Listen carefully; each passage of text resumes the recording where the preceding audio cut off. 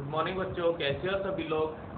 आज जन्माष्टमी है और जन्माष्टमी की आप सभी को हार्दिक शुभकामनाएं। आज अपन एक नया चैप्टर पढ़ेंगे, चैप्टर नंबर 5, पांचवा चैप्टर है। उसका नाम है मृदा अभिक्रिया, air soil reaction, soil reaction. और ये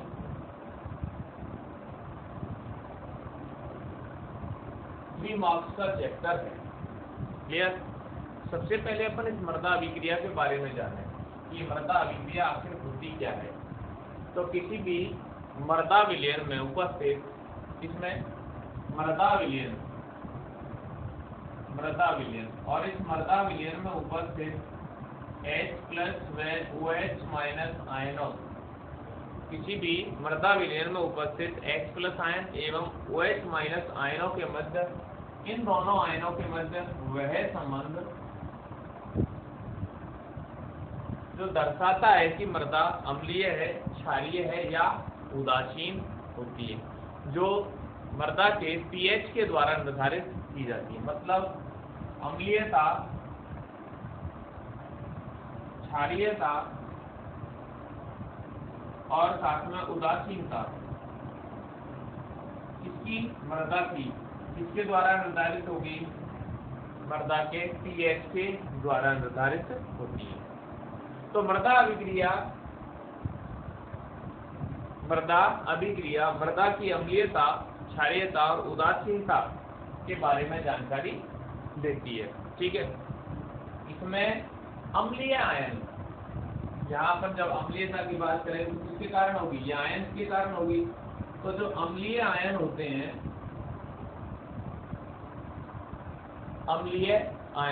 अम्लीय आयन के रूप में H+ हो सकता है, नाइट्रेट मतलब H+ आयन हो सकते हैं, ये नाइट्रेट आयन हो सकते हैं या सल्फेट आयन हो सकते हैं। ठीक है।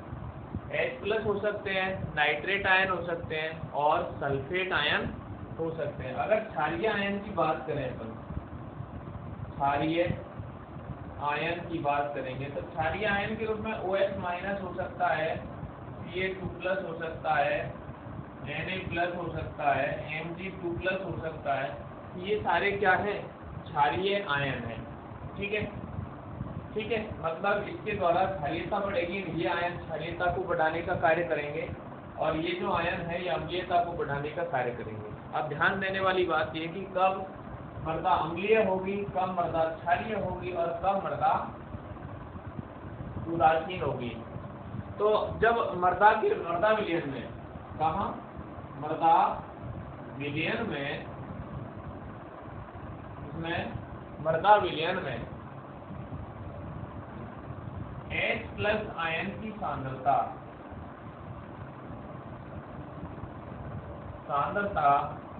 ग्रेटर देन OH- आयन की सांद्रता, देन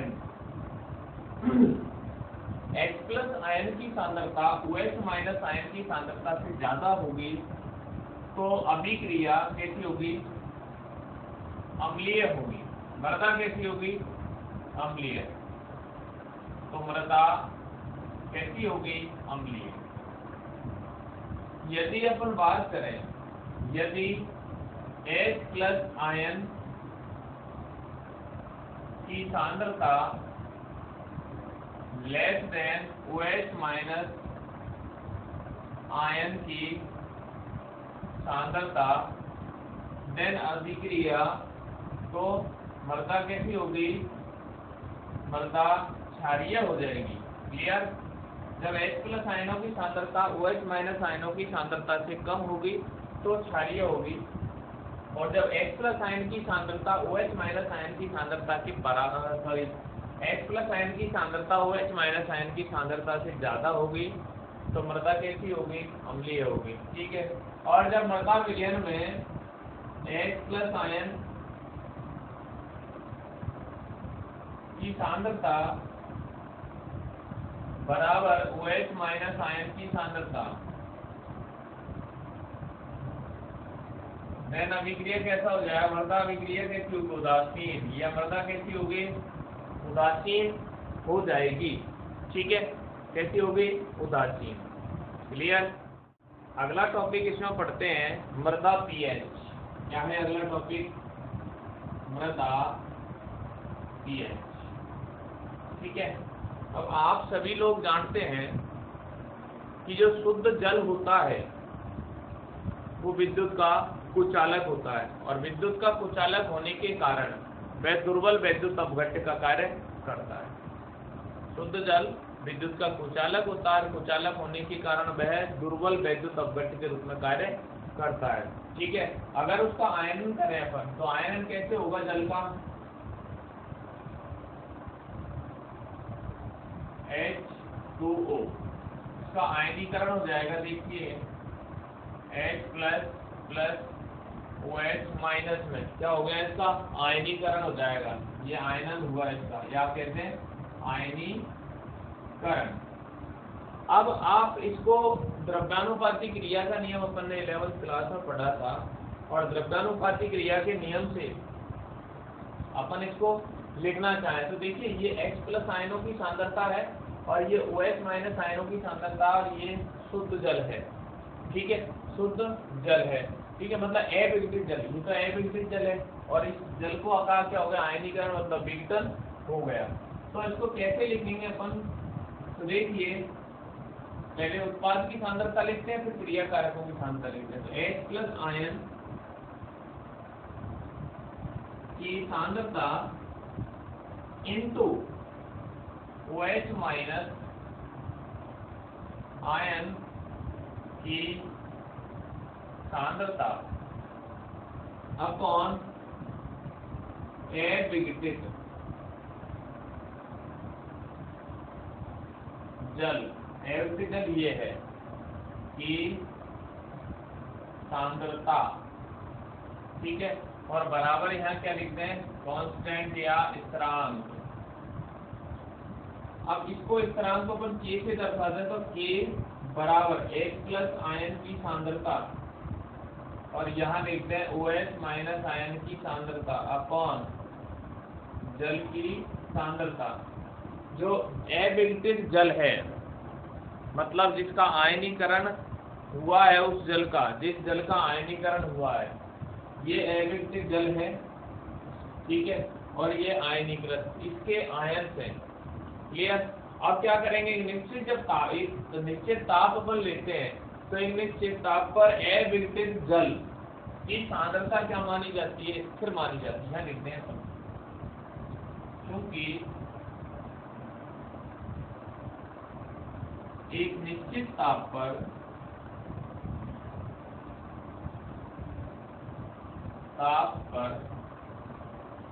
अविघटित जल की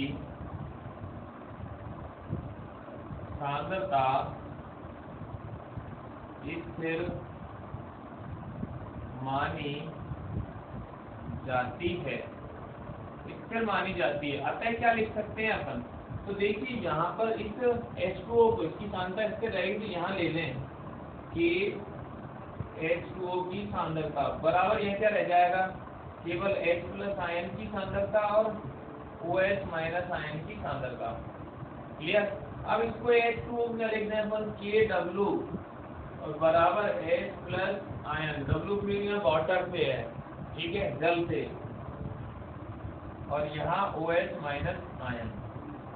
ठीक है, अब KW बराबर क्या आ गया, H प्लस आयन और OH माइनस आयन की सांद्रता। ठीक है, यहाँ पर जो KW है वो क्या है, यह लिखते हैं अपन, यहाँ KW बराबर जल का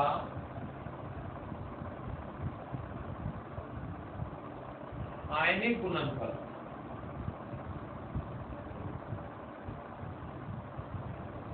क्या है, KW बराबर जल का आयनिक गुणनफल। ठीक है, अतः ये कहते हैं कि जल का आयनिक गुणनफल क्या होता है, तो जल का आयनिक गुणनफल देखिएगा आप, यहाँ वापस आप देखें KW बराबर क्या लिखा है, H प्लस की सांद्रता और OH माइनस की सांद्रता। मतलब क्या है इसका, जल का आयनिक गुणनफल क्या होता है कि जल में उपस्थित आयनों की, जल में उपस्थित आयन कौन से, H+ आयन और OH माइनस आयन। तो जल में उपस्थित आयनों की आयनिक सांद्रताओं का गुणनफल, जल में उपस्थित H+ आयन और OH माइनस आयन की सांद्रताओं का गुणनफल ही क्या कहलाता है, जल का आयनिक गुणनफल कहलाता है। या ये कह दें कि जल में उपस्थित आयनों की आयनिक सांद्रताओं का गुणनफल ही जल का आयनिक गुणनफल कहलाता है। और इस जल के आयनिक गुणनफल को Kw से दर्शाते हैं और एक निश्चित ताप पर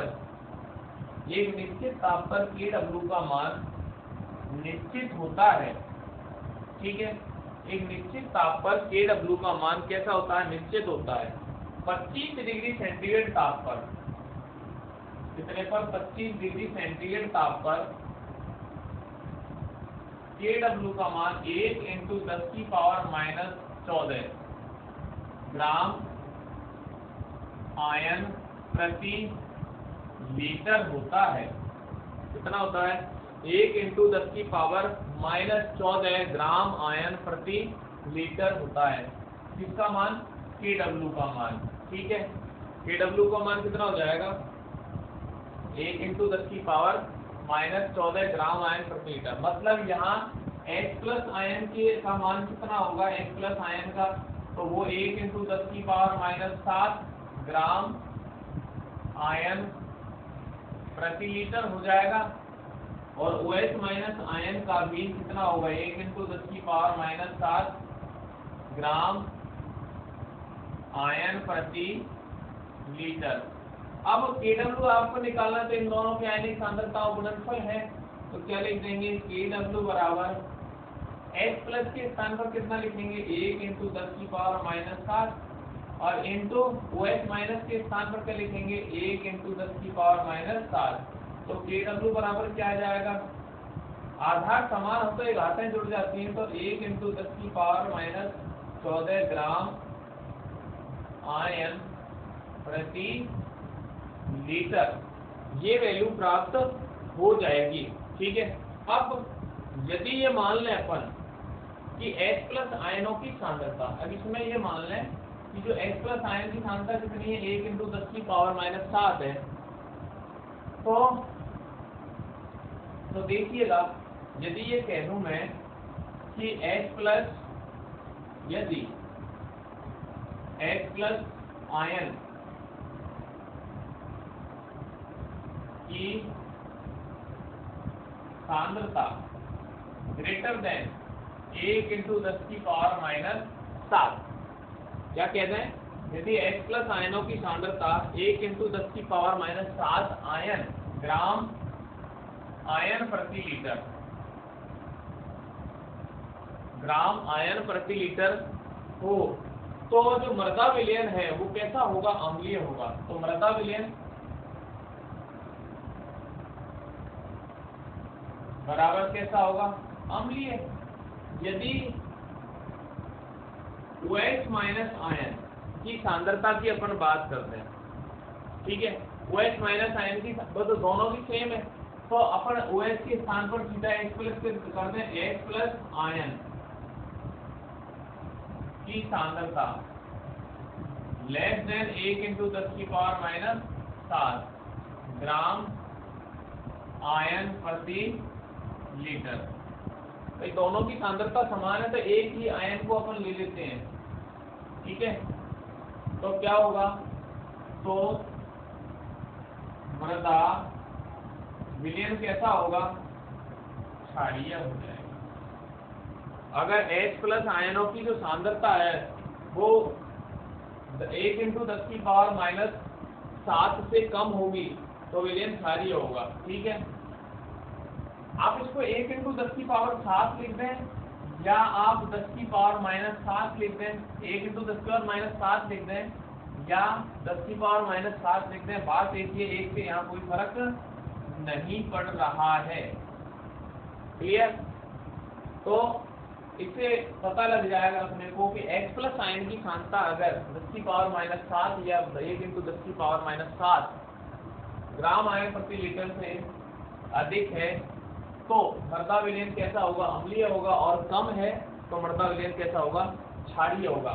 ठीक है, मतलब ये लिखते हैं अपन कि H plus ion, H plus व OH माइनस आयन, ये लिखना H प्लस आयन व OH माइनस आयन, ऐसे मल्टीप्लाई करते हैं सांद्रता बराबर, अब मल्टीप्लाई हो रहा है यहाँ पर तो 10⁻⁷ × 10⁻⁷ बराबर 10⁻⁻14 हो जाएगा ये। ठीक है, इतने के बराबर हो जाता है। क्लियर। अब यहाँ पर इस समय एक और वैज्ञानिक हुआ, वैज्ञानिक कौन था, सोरेनसन नामक वैज्ञानिक। कौन, सोरेनसन। ठीक है आप, सोरेनसन नामक जो वैज्ञानिक था, वैज्ञानिक का नाम लिखो, वैज्ञानिक सोरेनसन।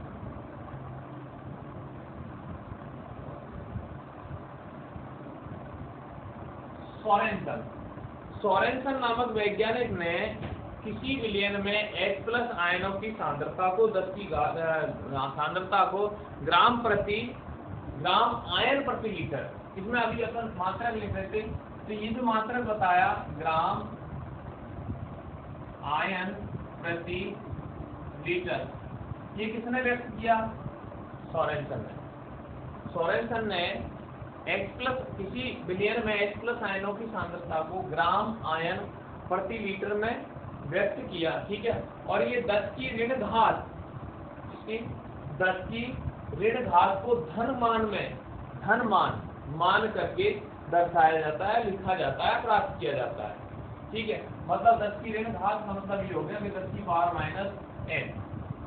अब यहाँ -n का मान जितना होगा, इस -n को क्या मान लिया, धन मान लिया, इसकी वैल्यू क्या मान ली, पॉजिटिव मान ली। यहाँ 10⁻⁻n है, ऋणात्मक मान है, सोरेनसन ने इसको क्या मान लिया, पॉजिटिव मान लिया, और 10⁻⁻n का मान जितना होगा वही उस विलयन का क्या कहलाता है, pH कहलाता है। वही क्या कहलाता है, pH कहलाता है। ठीक है, क्या कहलाता है, pH कहलाता है। तो इसको अपन कैसे लिखते हैं, ऋण मान को देखें आप, ऋण मान को धन मान के रूप में लिखा जाता है, और उसको किससे दर्शाते हैं, pH से दर्शाते हैं। मतलब pH बराबर क्या लिखोगे आप, जब pH आप निकालोगे तो ऋणात्मक लघुगणक लेना पड़ेगा आपको। तो यहाँ लिखते हैं आप pH बराबर log 1/1 में क्या ले लेंगे, H प्लस आयनों की सांद्रता। भाई इसी से अम्लीयता का निर्धारण होगा, क्षारीयता का निर्धारण होगा। ठीक है, तो H प्लस आयनों की सांद्रता ले ली, H प्लस आयन। अब इसका जो यहाँ ऋणमान है 10⁻⁻n है, तो क्या करेंगे इसको, pH बराबर ये log और H प्लस आयन की सांद्रता, इस प्रकार से इसको दर्शा देंगे। जैसे ही यहाँ ऋणात्मक लेंगे ये ऊपर चला जाएगा, ऋणात्मक चिन्ह हटाते ये H प्लस आयन नीचे आ जाएगा। ठीक है, दोनों ही फॉर्मूले हैं। अब इसके आप pH की परिभाषा क्या लिखोगे, pH की परिभाषा क्या लिखोगे, किसी भी विलयन में, अब मृदा pH की बात कर रहे हैं अपन, तो किसी भी मृदा विलयन में उपस्थित H प्लस आयनों की सांद्रता का ऋणात्मक लघुगणक, क्या बोलेंगे इसको, लघुगणक, क्या कहलाता है, pH कहलाता है। वापिस सुने, किसी मृदा विलयन में उपस्थित H प्लस आयन की, ये बड़ा कोष्ठक किसको दर्शा रहा है, सांद्रता को, तो H प्लस आयन की सांद्रता के ऋणात्मक लघुगणक को pH कहा जाता है। ठीक है, क्या कहते हैं, pH कहते हैं। H प्लस आयनों की सांद्रता का ऋणात्मक लघुगणक क्या कहलाता है, pH कहलाता है। और इसके विपरीत अगर OH माइनस आयनों की अपन बात करेंगे, किसकी बात करेंगे, OH माइनस आयनों के लिए लिखेंगे, तो OH माइनस आयनों के लिए अपन यहाँ तो H लिखा है, जब OH माइनस आयनों के लिए लिखेंगे तो क्या लिख देंगे, POH, क्या लिख देंगे, POH। ठीक है, POH। जैसे यहाँ H लिखा PH, ऐसे ही क्या लिख देंगे POH लिख देंगे, और POH बराबर log OH माइनस, जैसे यहाँ पर H प्लस लिखा ऐसे ही क्या लिख देंगे OH माइनस लिख देंगे, माइनस ये आगे आ जाएगा, ये डायरेक्ट लिख दिया ये वाला। अगर ऐसे लिखेंगे तो 1/log 1/OH माइनस, और POH बराबर क्या जाएगा माइनस log OH माइनस की सांद्रता। तो ये क्षारीयता के लिए होगा और ये अम्लीयता के लिए होगा, और इन दोनों का मान मतलब pH और POH, ये pH यहाँ लिखते हैं